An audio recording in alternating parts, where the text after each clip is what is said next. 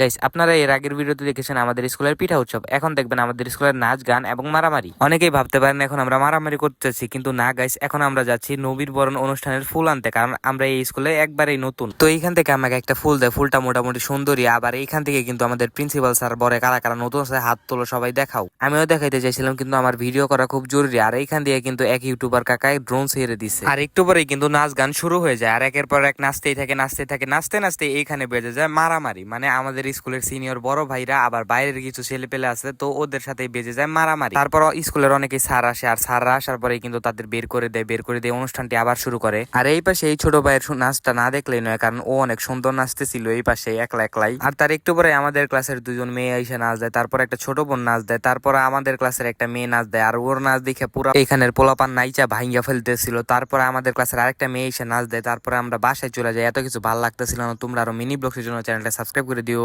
By.